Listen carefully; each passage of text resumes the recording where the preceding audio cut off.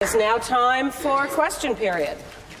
I recognize the Leader of His Majesty's Loyal Opposition. Thank you, Speaker. And good morning.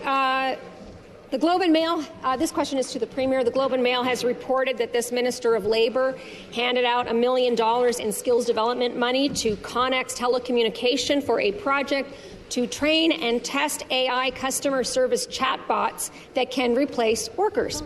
Ontario is in the middle of a jobs disaster. We are seeing manufacturing, service and retail jobs leaving Ontario in record numbers. Why did your minister hand out skills development money to a company for projects that are just going to lead to more job losses? Recognize the Minister of Labour.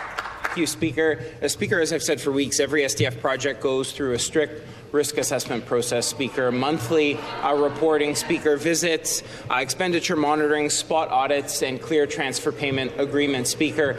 AI, we know, is increasingly disrupting the workforce, Speaker, and that's why it's important to make investments to support in AI, Speaker. We committed to that in budget. We've made investments to support in AI adoption, how it can assist workers, and we've got a fund, Speaker, that can now train workers on AI adoption and automation. You know, I visited manufacturers. I reference them because they were here last week. We've seen AI and technology support the manufacturing workforce, and SDF programs have helped workers implement better training so that they can adjust, Speaker, and they can be supported. That's what we're doing, supporting better jobs for better training, Response. Speaker, and it's delivering better outcomes for workers of this province. Back to the Leader of the Opposition.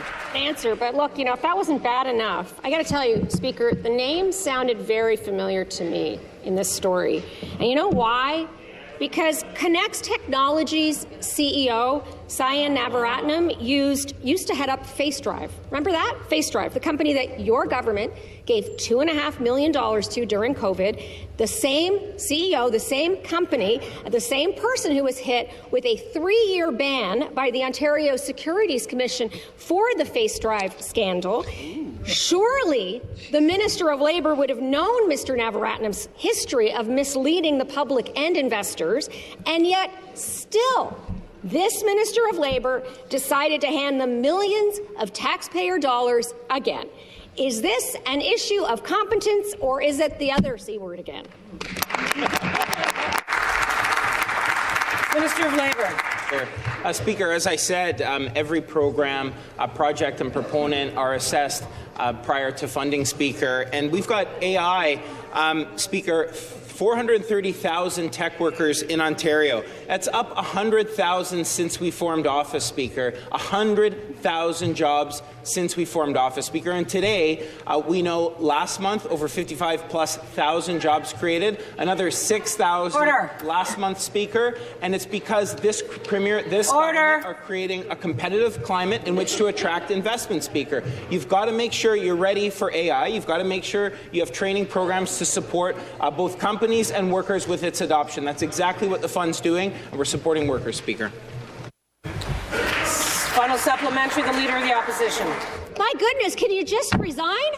Yeah. Honestly. Through the Speaker. Let me connect the dots for you. Through the Speaker. Once again, is this gross mismanagement, or is it just the fact that this minister has his hands all over these files? Mr. Navaratnam has donated over $13,000 to the Progressive Conservative Party just in recent years, including to the member for Bay of Quinte, by the way, and I know he loves to get up and defend this minister. Looks like Mr. Navaratnam is getting good bang for his buck. Yeah. $1 million in a project to replace workers. Is this what the minister is calling skills development these days? Standing up for workers these days? Is donating to the Progressive Conservative Party the one criteria for getting an SDF grant?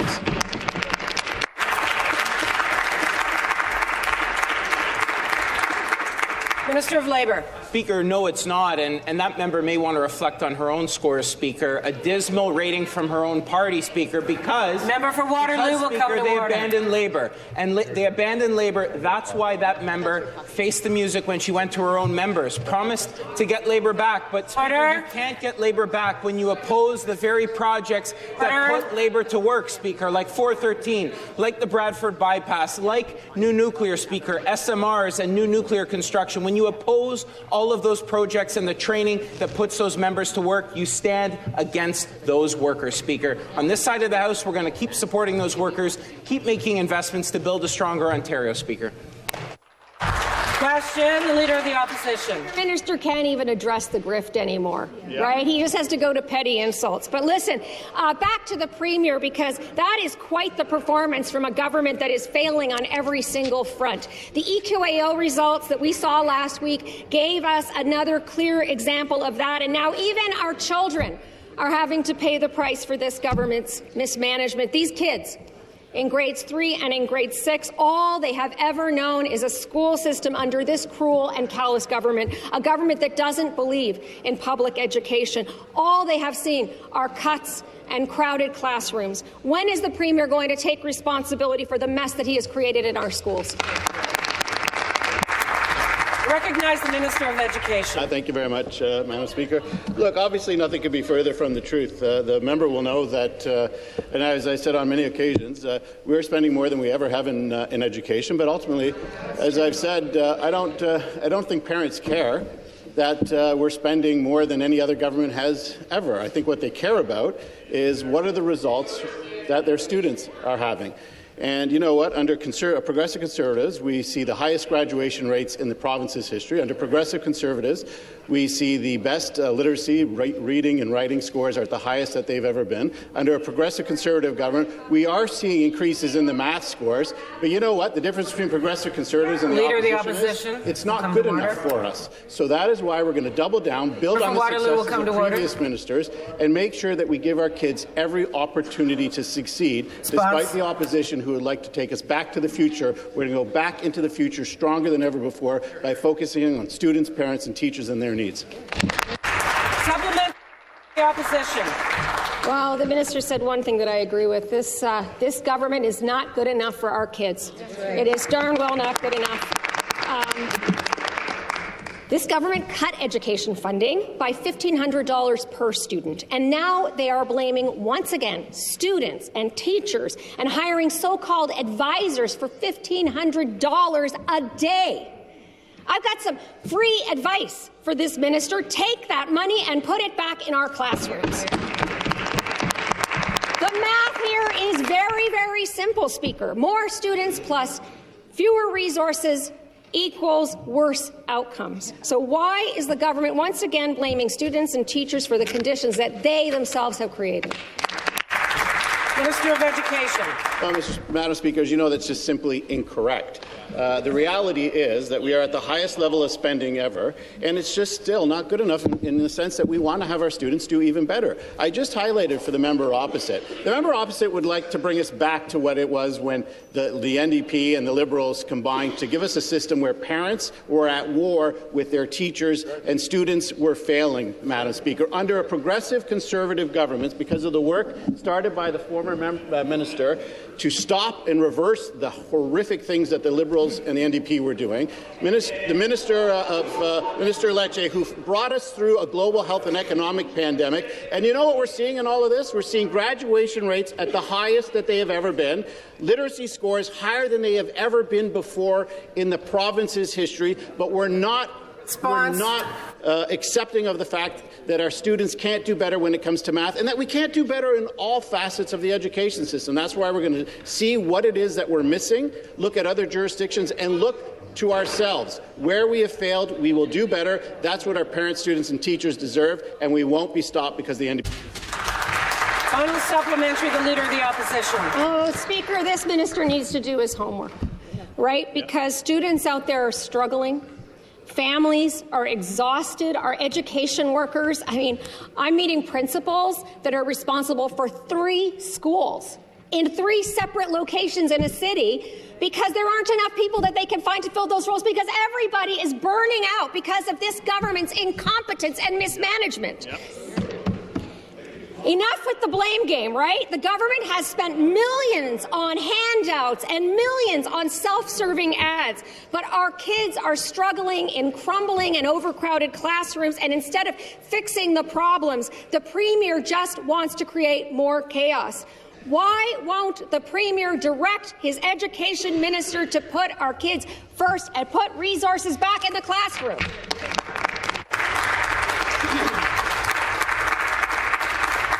Minister of Education. That's an interesting question coming from the Leader of the Opposition, who, as a school trustee and I think a chair of the board in Toronto, brought more executive principals on the system than ever before. You know why there aren't more principals in the schools, Madam Speaker? Because when she was a trustee and a chair of the board, she took them out of the school and made them executive principals. You know what an executive principal is? Somebody who sits in the board office and isn't assigned to a school. So you know what we're doing? We're getting rid of everything that the Liberals and NDP did. We're doubling down by giving them more money, more resources. We're telling the principals, get back into the classroom. Leader of the Opposition, and you know what principals are telling me? They want to be educators again, and they're saying that when the NDP and Liberals were in charge, they took them out of the classroom, put them at war with parents and students and teachers, and you know what we're going to do? We're going to end the divisiveness. We're going to double down, focus on student achievement. We'll let them be satisfied with students who don't pass, who are failing. We're going to be only satisfied when 100% of our students achieve the best they can.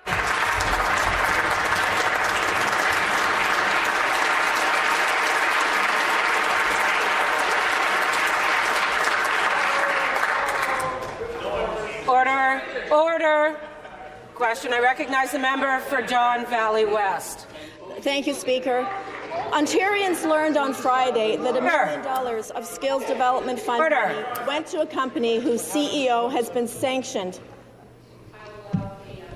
Valley West to begin her question again. Thank you, Speaker. Ontarians learned on Friday that this government gave $1 million in skills development fund money to the company of a CEO who's been sanctioned by the Ontario Securities Commission for misleading investors. That same CEO also misled this government not too long ago. He promised to build pandemic response equipment here in Ontario and create jobs, and he was going to get $2.5 million in taxpayer money to do that. But instead, he bought the equipment from China. The government said the deal would create jobs, boost Ontario manufacturing when people in this province were scared and desperate for work. The deal did neither of those things, Speaker, but the CEO's company still got $2.1 million in taxpayer money. Speaker, my question to the Premier, why did his government give another $1 million of taxpayer money to a company, to someone who's already proved he can't be trusted with taxpayer money? Minister of Labour. As I said, investments go into organizations and into training for workers, Speaker. We've seen an increase of over 100,000 tech jobs in Ontario just recently thanks to the work of this government. In the Liberals' own campaign platform, they campaigned to leverage the best available Canadian technology and artificial intelligence, yet now their own interim leader says that AI investment is antithetical to the idea of worker training. Speaker, you can't have it both ways, Speaker. That's why we're making investments to support a worker training, Speaker, to support increased jobs, Speaker. Disruption is facing manufacturing sector, and we're making sure we're making investments to support workers with training, Speaker. We're going to continue doing it, and you have to do it because we're creating the economic climate to attract investment, to make sure that Ontario is well positioned for the jobs of the future. We're going to keep working on that, Speaker, and keep supporting a low-tax environment that attracts investment. Back to the member for Don Valley West. Thank you, Speaker. You know, this government gave $1 million to a CEO caught misleading investors and this government. That kind of deal makes no sense and it smells fishy. The Premier was a businessman. The Minister of Economic Development was an entrepreneur. The Minister of Finance worked in investments, and the President of the Treasury Board was a corporate lawyer.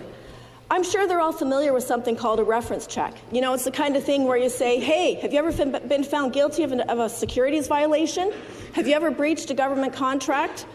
So the real question isn't whether this government should have known better. It's why they deliberately ignored all the obvious warning signs. Speaker, through you to the Premier, why did this government give another $1 million in Skills Development Fund money to a company run by this CEO? Minister of Labour. Speaker, as I said, that's incorrect. Through strict risk assessment processes, monthly expenditure monitoring, spot audits, we assess companies, Speaker.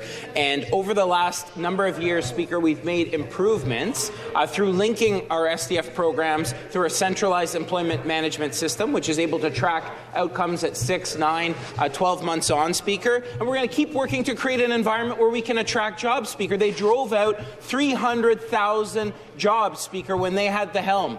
They created an uncompetitive environment when nobody wanted to invest. Well, we're turning that around, attracting investments. 55,000 jobs last month, another 6,500 jobs this month, Speaker. We're turning that around, embracing AI and supporting workers on its adoption so that we can create a more resilient workforce, Speaker. We're going to keep doing that, keep building, keep creating jobs.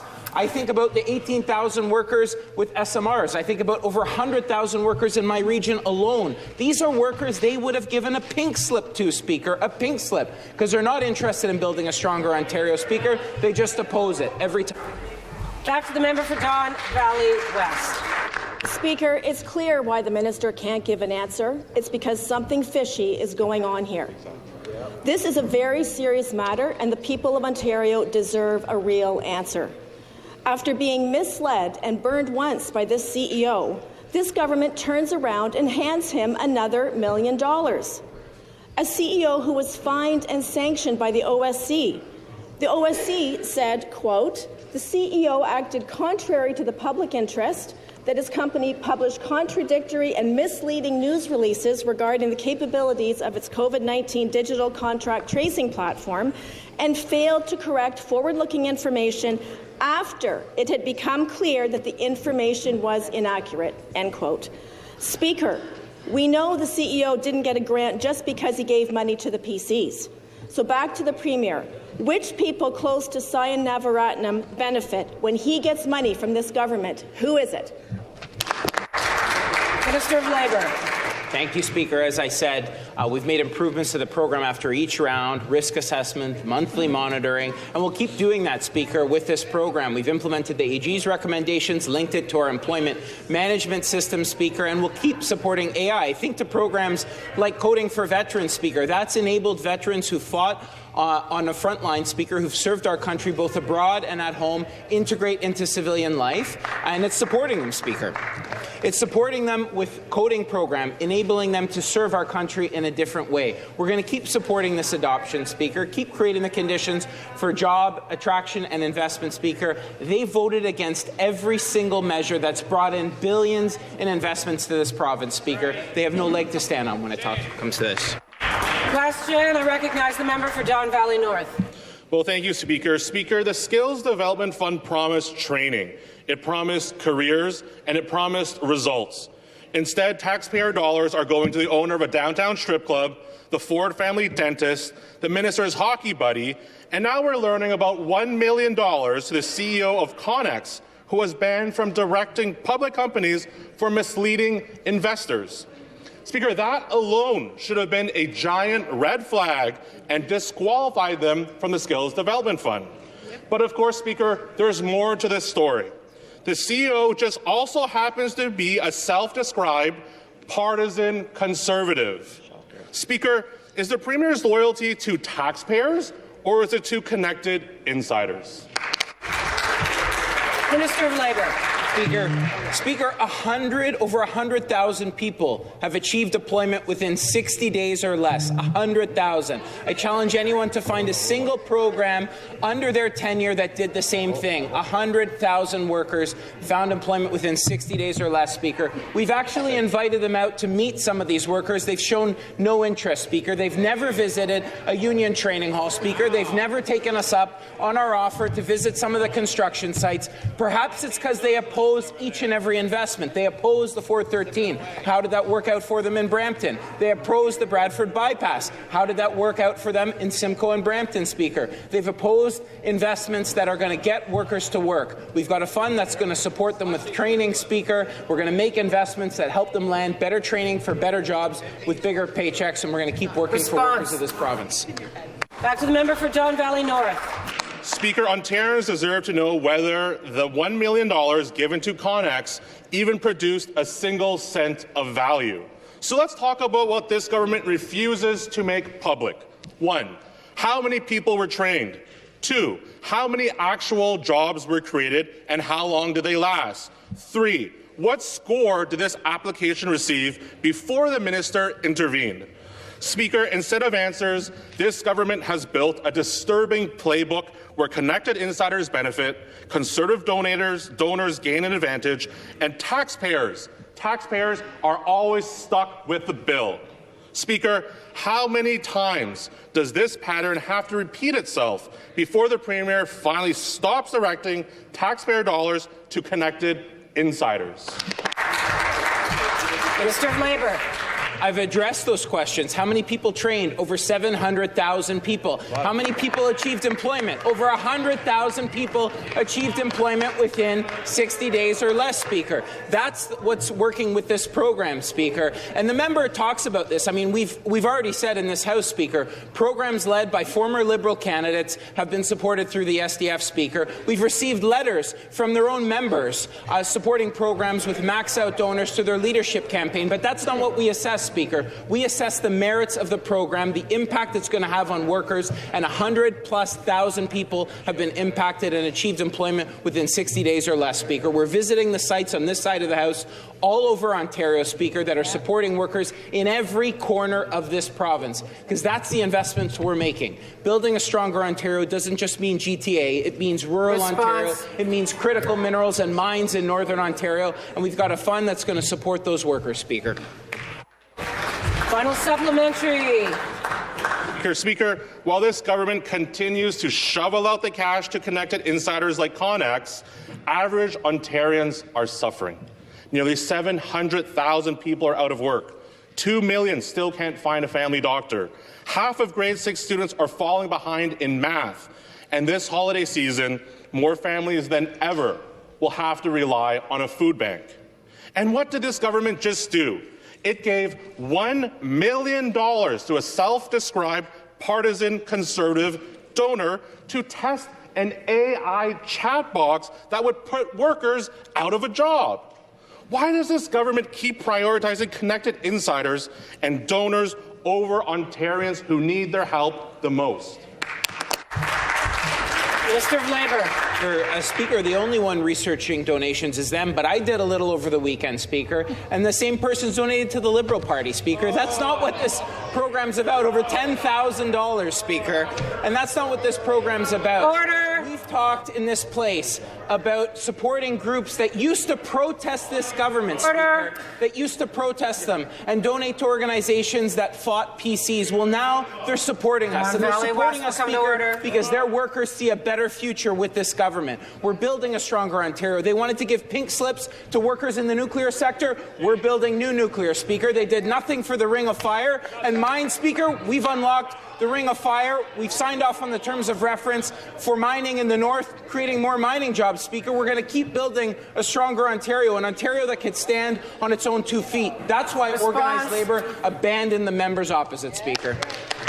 Question. I recognize the member for Ottawa West Nepean. Thank you, Speaker. The Premier's cuts to education funding have put our kids in schools that can't even deliver the basic elements of education. Paper and books, qualified teachers, and now principals. Some schools are getting half a principal, creating risks to student safety, disruptions to learning, and increasing the workload for already overworked teachers and education workers. Our kids deserve the best. But under this government, they keep getting less and less, and as the EQAO results show, our kids are struggling. Will the Premier reverse course, quit taking money out of classrooms for cushy Conservative jobs, and properly fund our schools?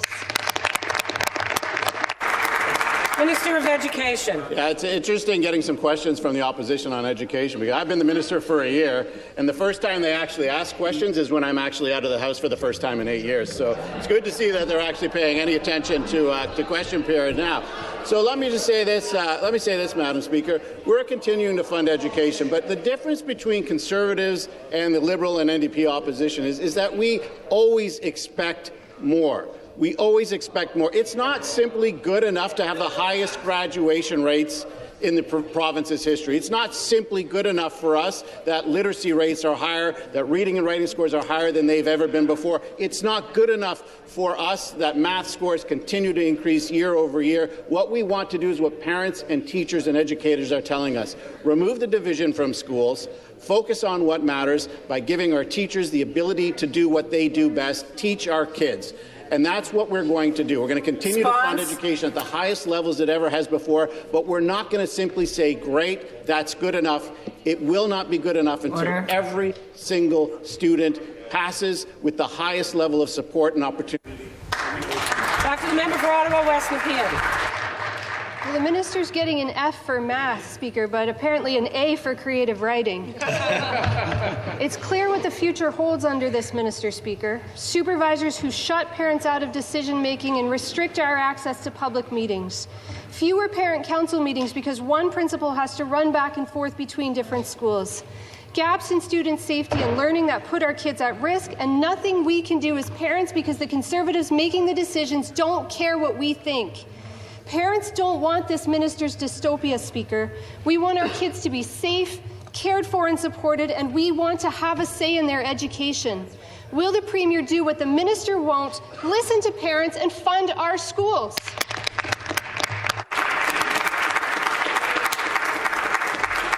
Minister of Education. Speaker, you know what parents want? They want us to show the leadership that is necessary to make sure that our students, parents and teachers have the absolute best outcomes. I'll let the Liberals and the NDP sit here and support and fight for school trustees who have failed our students year after year after year after year. You know what happened in Ottawa when I was there, colleagues? I'll tell you what happened in Ottawa. Parents were coming up to me and saying, thank you for firing our trustees. They were not listening to us. You know what's happening in near North, in North Bay and Parry Sound? I'm getting emails from grandparents who say our students had been failing for years because of school trustees who could care less about their kids, Madam Speaker. I'm seeing the same thing in Toronto, the same thing at the Catholic Board and the Public Board, the same thing at Dufferin Peel. Parents are very clear, as are teachers. Stop focusing on division. Stop supporting the very trustees that party and the Liberals are supporting day in and day out, and focus on students, parents and teachers, and that's what we're going to do. We'll let them focus on the one-room schoolhouse. We'll focus on... Question, the member for Ajax. Thank you, Speaker. My question's for the Premier. With the holidays approaching, companies like Connex, they received an early Christmas present.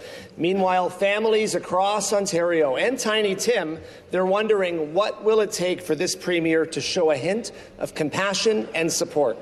1 million people in Ontario used a food bank last year, and instead of helping people through the toughest season, the Premier is acting more like Scrooge, clutching every dollar for his friends and insiders through the Skills Development Fund. What will it take for this Premier to stop hoarding help for his well-connected circle and give the people of Ontario support that they need this holiday season? Minister of Labour.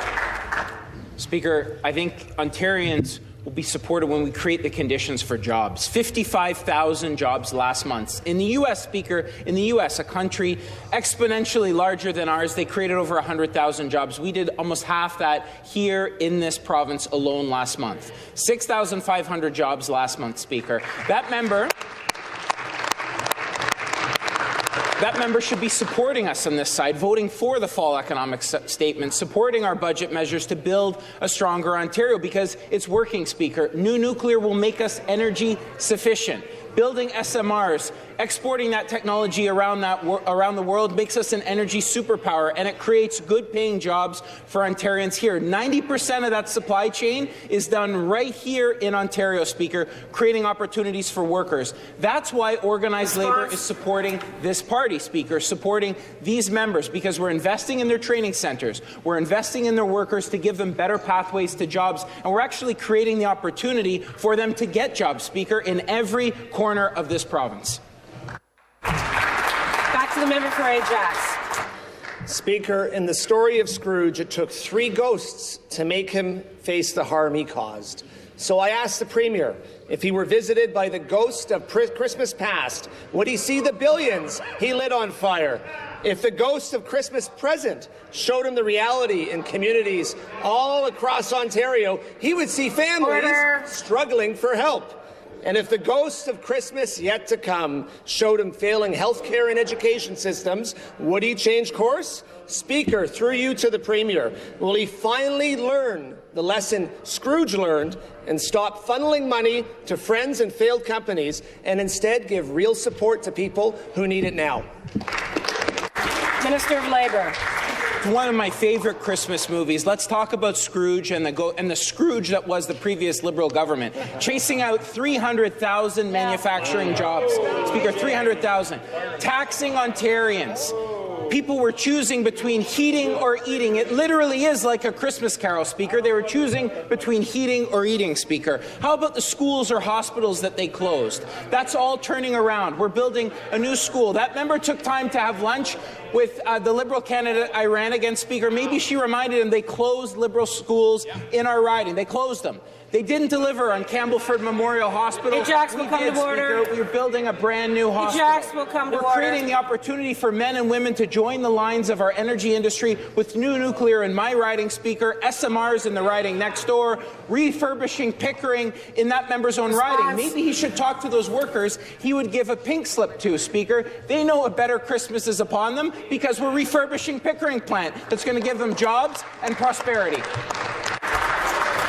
Question. I recognize the member for Mississauga East Cooksville. Thank you, Speaker. My question is for the Minister of Economic Development, Job Creation and Trade. President Trump's tariffs shift the global landscape for investment. Ontario is stepping up to attract investment and create good-paying jobs for Ontario workers. Across every corner of our province, our government is driving job creation and creating new opportunities for businesses to invest in Ontario's future. Speaker, as we continue to build a more competitive and resilient economy, our government must look for ways to reduce reliance on the U.S. in critical sectors such as agri-food, mining, advanced manufacturing and tech. Speaker, can the minister share what he is doing to ensure Ontario becomes more self-reliant, strengthens our own industrial capacity, and continues to attract investment and create good-paying jobs for generations to come?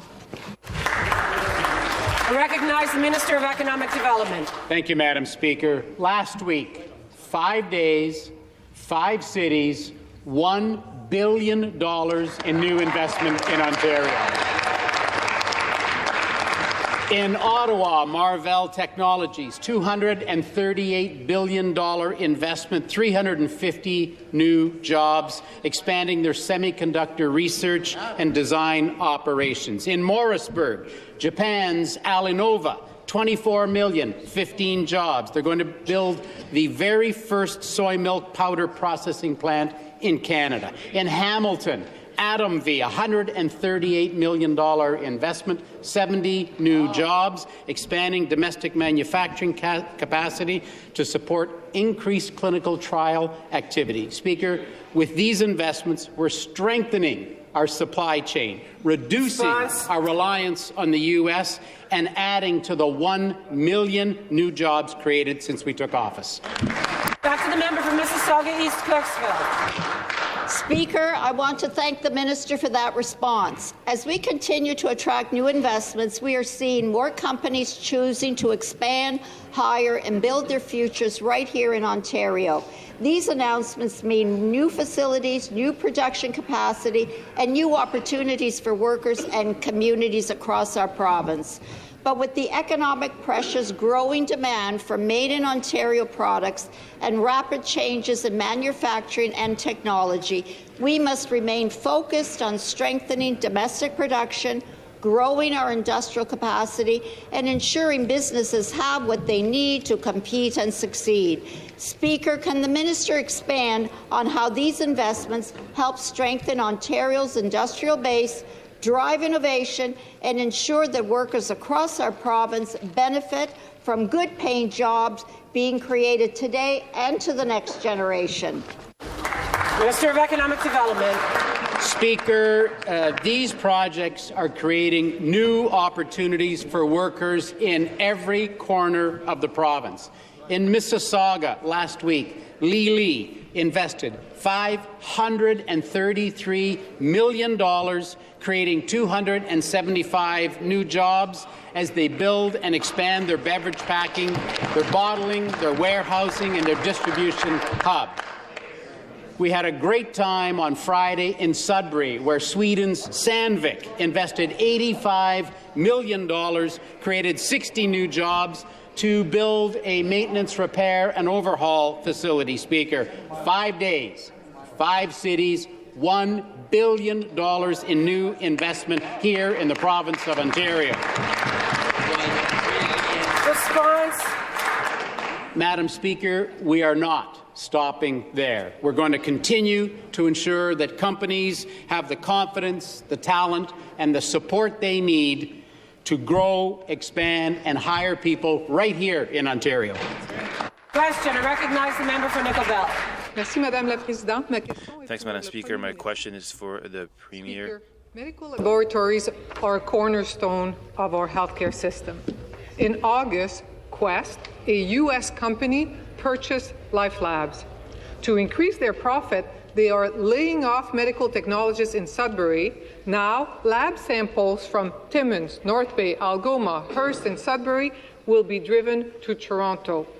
When the highways are closed, those samples will age out and the people will have to redo them. Where was the Premier 3 months ago when he agreed to let an American company purchase Ontario's biggest medical lab provider? Wow.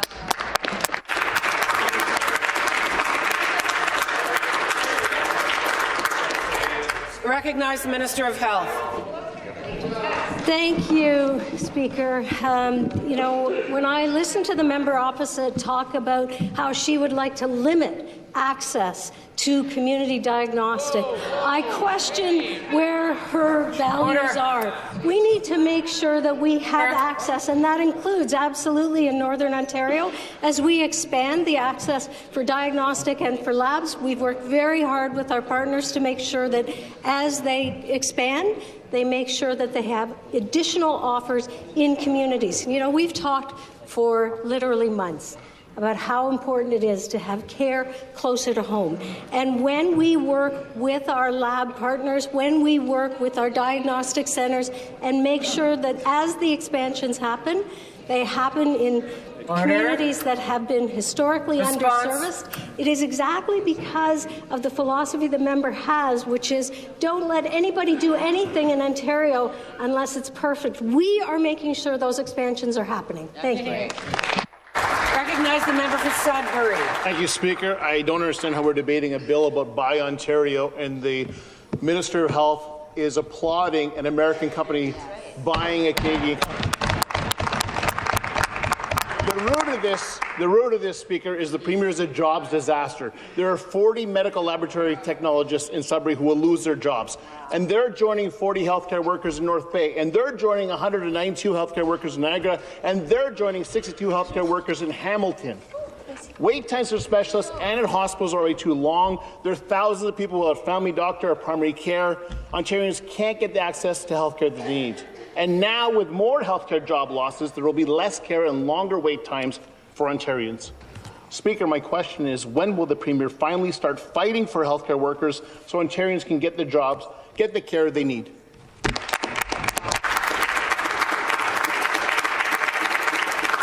Minister of Health. Since 2018, under the leadership of Premier Ford, 100,000 new nurses have been registered in the province of Ontario, working in our communities. We have expanded access, so no matter where you live in Canada, you have access to quickly being able to be registered in through the College of Nurses of Ontario and through the CPSO. Member for Waterloo will come to order. Of Ontario. By doing that work proactively almost 2 years ago, we now have a system where within 10 days, if you have a complete application, you can actually get licensed in the province of Ontario. Unheard of, where literally people had to wait years to find out if they were going to be able to get licensed in the province of Ontario. New medical schools in Brampton and where we've announced in Vaughan, literally new learners, new residencies who are now working and practicing and learning in Brampton. Why? Because under the leadership of Premier Ford, we've made sure those investments are there so that people have the opportunity to not only learn, not only train, but work in the province of Ontario. I will ask the member for Orleans to put the book down. I recognize the member for Don Valley East. Madam Speaker, this morning I want to talk about promises. The Premier promised that he'd protect jobs and then let 1,000 go at Algoma Steel. He promised a family doctor for everyone and then left over 2 million people without one. He promised he'd make life affordable, and now he's taking away our rewards points. So, Madam Speaker, if you're an everyday Ontarian, then the Premier's word isn't worth the breath it takes to make them, unless you're the CEO of Connex. Last week we learned a discredited CEO, sanctioned by the Ontario Securities Commission, was awarded $1 million from the Skills Development Fund to train an AI chatbot that will take jobs away from everyday Ontarians. And his highest qualification? Being a donor to the Premier. Madam Speaker, the Premier always prioritizes his promises to his donors over his promises for the people.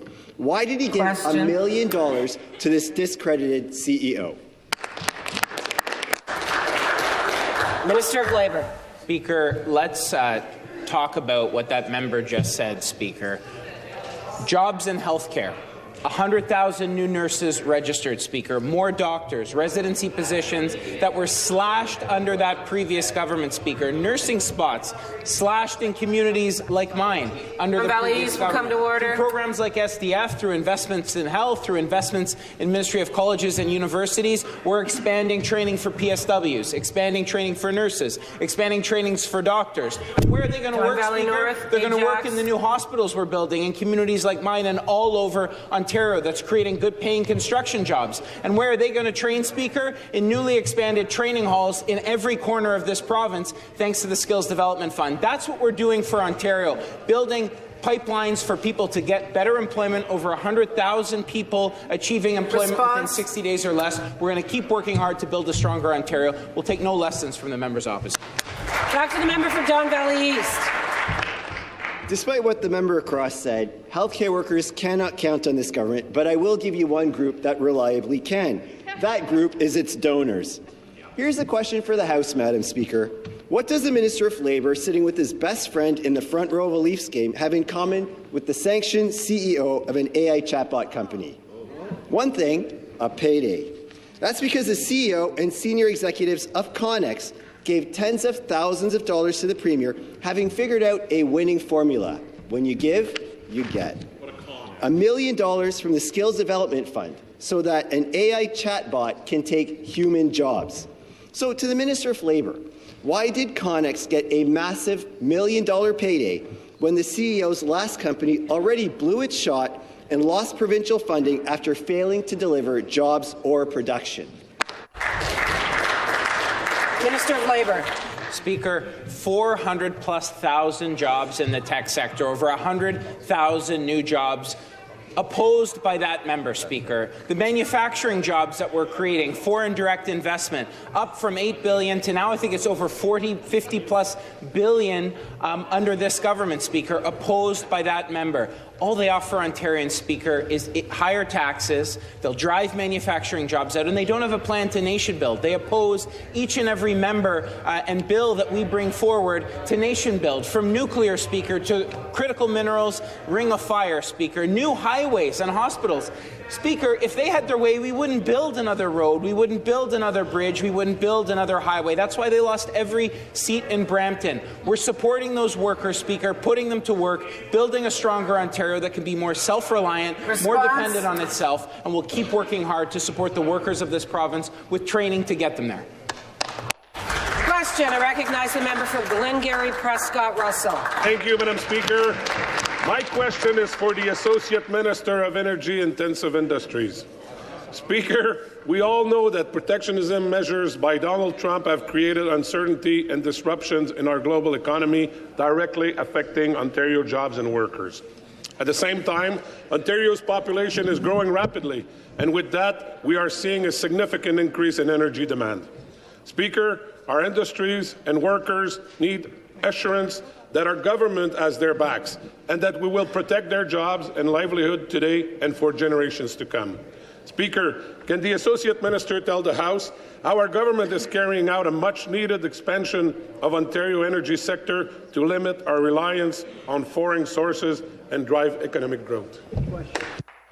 We recognize the Associate Minister of Energy-Intensive Industries. Very much, Madam Speaker, and I have to thank the member for Glengarry Prescott Russell for this question, because he has been such a fierce advocate for workers and industries in his community and in every corner of this province, and has shown such leadership. Speaker, after the question period this morning, we're going to have the opportunity, all members in this House, to vote on Bill 40, the Securing Affordable Energy for Generations Act. And this legislation is really driven by the need to continue building out our energy system in a way that prioritizes made in Ontario jobs. And what does that look like? This bill will help us expand over 30,000 jobs at the Pickering nuclear site, contributing $41.6 billion in GDP growth, which keeps over 90% of those funds directly here in the Ontario and Canadian economy, supporting 2.2 million homes with the power that they need to survive. It will also help us build a $10.9 billion Kitchener Centre will come to order for 7,500 megawatts through the LT2 program.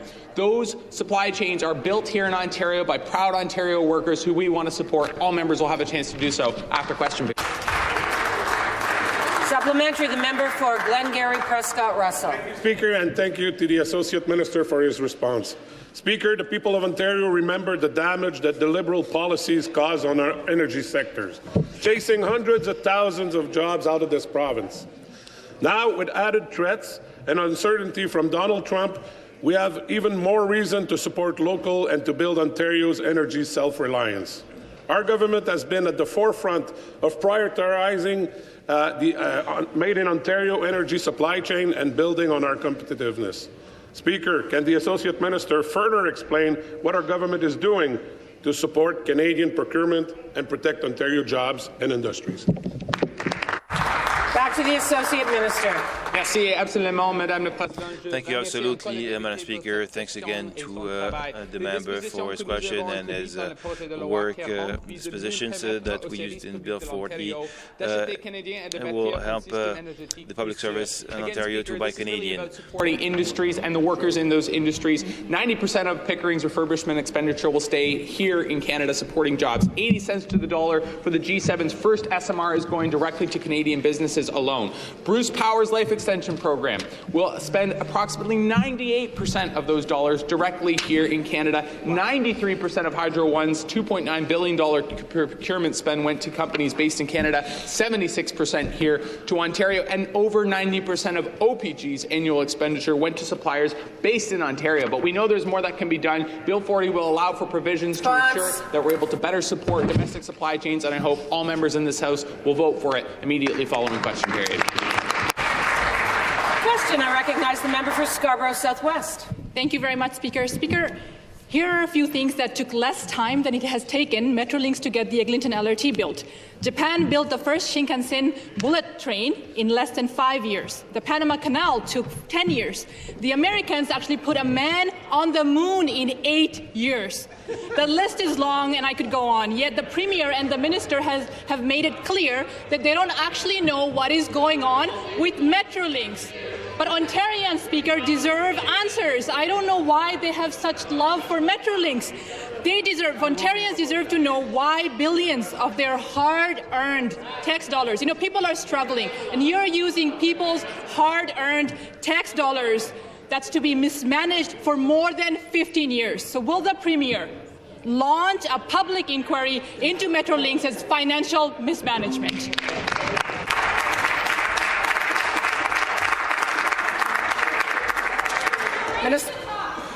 The member for Waterloo will come to order.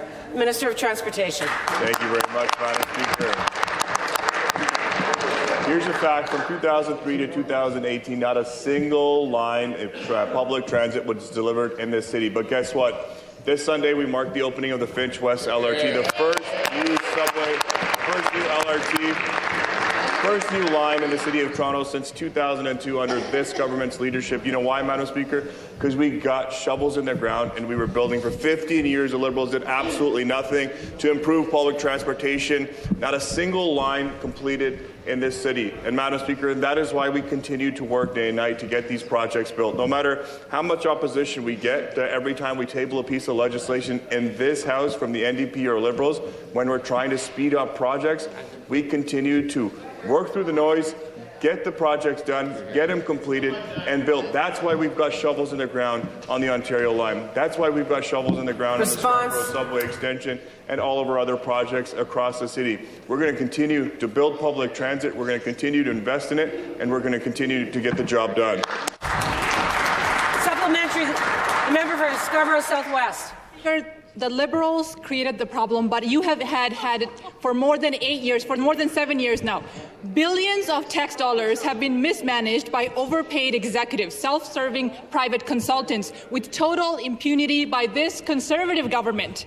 Businesses and families along Eglinton lost their livelihoods, while a handful of Metrolinx executives made fortunes of a lifetime. People across the province are calling for transparency to this disastrous project so that this doesn't continue to happen. Again, to the Premier, will he listen to the people and launch a public inquiry into Metrolinx today? Back to the Minister of Transportation. Madam Speaker, what is disappointing is NDP's record on public transit in this House. Let's take a look at every single one of the projects that this government has put forward.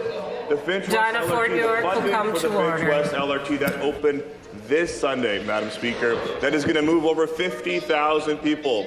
The members of the NDP couldn't get up and support that project because they believe in too much of their own partisan stripes, Madam Speaker. When it came to one fare, saving commuters $1,600 every single year, the members of the NDP couldn't stand up and support that policy. When it comes to building rapid transit, like the Ontario line, which is going to move 400,000 people every single day, or when it comes to delivering all the way to places like Kitchener, where we started their first weekend trip, the members opposite voted against that every single time. Even the one from Waterloo. Every single time they had a chance to step up in this House, support public transit, which isn't a partisan issue, they refuse to do so, Madam Speaker. But that's why we're going to continue to build in this province, and that's why we're getting it done. We're getting shovels in the ground. For 15 years, Question. I recognize the member for Etobicoke Lakeshore. Thank you, Speaker. Speaker, municipalities and local property taxpayers are at a breaking point. On Friday, Ontario's Big City Mayors Caucus asked the province to declare a provincial state of emergency, to step up to provide the funding and programs needed to address the Ontario-wide homelessness, mental health and addictions crisis. Local property taxpayers pay half of the $4 billion a year on the cost of shelters, affordable housing, and preventing homelessness. Yet, average wait times for substance use treatment, 253 days. You wait 345 days for bed-based residential treatment, and the average wait time is 5 years for the over 36,000 people on waiting lists for supportive housing. To the Minister of Housing and Municipalities, when will this government take responsibility and provide sustained provincial funding needed to address this crisis? Recognize the Minister of Municipal Affairs and Housing. Well, thank you, Speaker. As I think everybody knows, we have an obligation collectively to protect our most vulnerable in this province, and that is exactly, under this Premier and this government, is exactly what we're doing. Speaker, it's very important to note that while we have to protect our most vulnerable, we also have to protect the communities in which they live. That is why, when we talk about funding, working with our municipal partners, we've invested $1.7 billion, Speaker, to support affordable housing and homelessness. That includes a 40% increase, $700 million, Speaker, to support homelessness with our municipal partners. $529 million to Heart Hub, Speaker, and last year $76 million to help with encampments. We have a significant role to play here. We continue to invest, we continue to support, and I thank our municipal partners in helping us get the job done. Back to the member for Etobicoke Lakeshore. Well, I can understand why municipalities are concerned. The Auditor General found that the government's new Heart Hubs were announced without any need assessment or consultation. Now, many are months late. There's no uniform standards, no clear measures of success. And she said, and I quote, "The opioid strategy is outdated and does not address risks and needs even with the new hubs. The opioid crisis is hitting Ontario's communities, families, and our economy hard. A recent study found the risk of an opioid poisoning was 57% higher for a construction worker than others who had received workers' compensation, with both terrible human and economic costs." To the Minister of Municipalities and Housing, when Ontario's big city mayors are pleading, why is the government still downloading the consequences of an effective opioid strategy to cities and local taxpayers instead of delivering a province-wide response that communities desperately need? Recognize the Minister of Health. Thank you, Speaker. I'll tell you what's outdated. Outdated is when you continue to provide access to illicit and illegal and, yes, deadly drugs to people instead of offering them hope.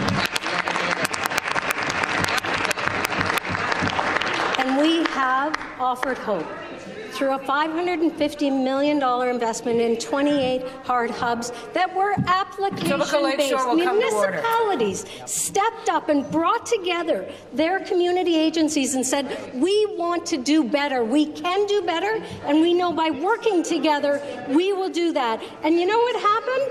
When Orleans will come to order. Changing a consumption and treatment site model that, frankly, was not helping people and not working, and invest over 4 times more in Heart Hubs that ensure that people have absolutely access to primary care, access to mental health and addiction support, access to supportive housing, and ultimately to job supports. That's the hope that people are expecting and demanding from their government, and that's what they're getting through their government. Question. I recognize the member for Kitchener South Hespeler. Thank you, Speaker. My question is for the Associate Minister of Small Business. As the holiday season is approaching, small businesses across Ontario are looking for more opportunities to reach more customers and grow. We all know how important they are to our economy, especially at a time when many are feeling the pressure of an uncertain global landscape. And with ongoing U.S. tariffs adding to that uncertainty, supporting small business owners and workers has never mattered more.